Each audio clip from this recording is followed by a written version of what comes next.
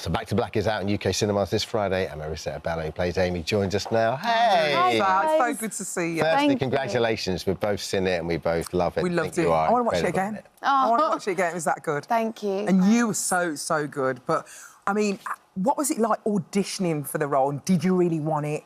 And when you got it, how did that feel? It was weird, actually. I mean, it wasn't one of those jobs where I was like, I have to get this, even though it was sort of objectively probably the biggest thing I'd ever auditioned for, because it's not the kind of part that you want if you're not going to do a good job. Like, I wanted to really make sure that I was the best person for them to play this part if I was going to get it, because you just don't want to be that exposed if it's not right, you know? Yeah. So I did a lot of research even before auditioning, just into, you know, I felt I wanted to find Amy, the girl, the person, because you can't really play an icon, you know? You have to play a human being. Who is she? Yeah, What's exactly. she about? Yeah. If I'm honest, that's what I love about the film. It's about her addiction to love as much as anything else. Yeah, you know? definitely. And just how she goes through those stages of her life. Yeah. But the love, and specifically the love for Blake and the love for music, are the two great sort of love affairs. Totally. And I suppose the three great love Yeah, affairs of I life. think that what I found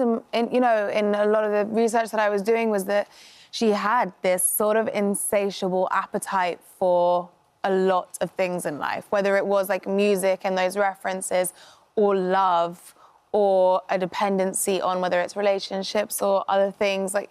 But there was this appetite that was just completely like a well that she could just constantly feed. But the incredible thing about Amy is that her capacity to turn those experiences and her relationship to, you know, other people or her music into this art that we now all get to enjoy is, I mean, it's so singular to have a talent like that, with a voice like that, but also, you know, she's a poet, a songwriter. All of those songs are her own. And I think it's one of the amazing things about our film is you watch her, you know, write these songs and the experiences that formed the album, especially Back to Black. I heard that you actually moved to Camden at the time. How did you find that? It was great. I mean, you know, to be honest, I had flatmates when I booked the job. Yeah. So I was like, we were irritating each other. I was like learning to play guitar and they were watching their whatever. And so I knew I had to have my own space.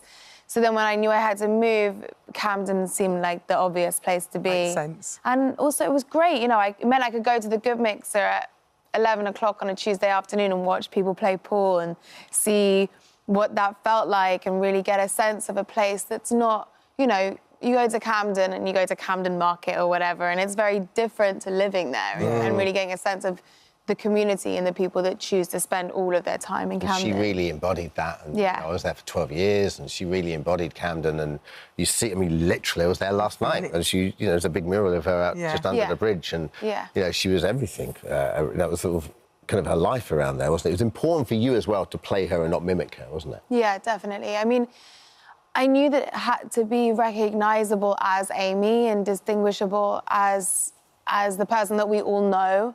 She has such an iconic look and an iconic sound, but in a way, the most overwhelming thing to me as an actor was her magic, you know, her soul. And it was that thing that I really wanted. I want people to go to the cinema and feel her. Yeah. And I was trying to sort of find what it was in myself, I guess, that I could connect to about her that made that sort of soulfulness come alive. It's unbelievable what you managed to achieve, to be fair. You met her family as well, didn't you? How did that go and what did they ask you to do? I mean, I think, you know, it was important to me to be respectful of all parts of Amy's life and, you know, tragically, what I found when I, you know, met Amy's family were just people that were grieving, you know? And I wanted to be just sensitive and also show them that, like, my only intention in this job was to, you know, was to bring her legacy back to her music and to make people remember how talented an artist she was and just enjoy being in her orbit again for 2 hours. And I think that they were really excited by that. But yeah, like I said, it's a sensitive it's sensitive for them, and it just required sort of being gentle and respectful. Did they visit set at all, or do you?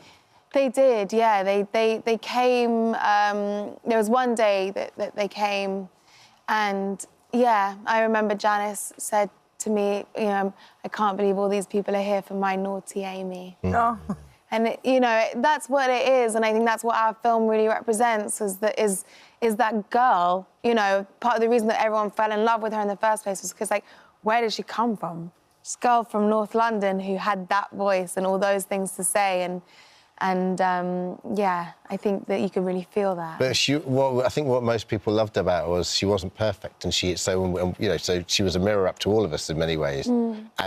But she had this incredible, because you know, you can fall in love with music, but to fall in love with the artist, you have to fall in love with the person. And she had this incredible empathy about her. Yeah. That also reminds me of Shane McGowan as well, because she just always had time for everyone, you know. Yeah. And she, you know, in her rise. I remember when Frank came out, the first album, and everyone was like, she's really good. And then suddenly, Back to Black. And we were lucky enough to give her one of her first sessions at Radio 2.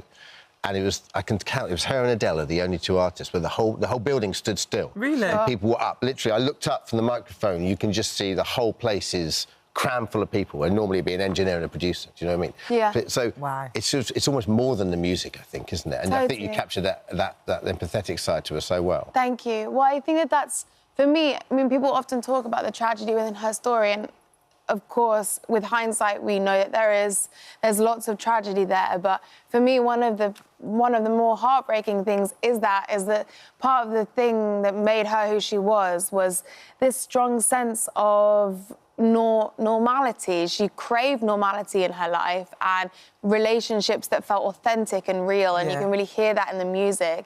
And because people responded to that authenticity so well, and that recognizability so well, she became sort of overwhelmingly famous, and her ability to maintain authentic connections to Camden, to her family, to her friends, it becomes harder and harder the more exposed It was you never are. about money, was it, for her? No, I think for her it was always about the art of the music, was about the art of the thing. And you know, she said, and I think there's nothing wrong with ambition. I think, you know, she said she wanted people to remember her as one of the great jazz singers of all time, and I think that, you know, they will.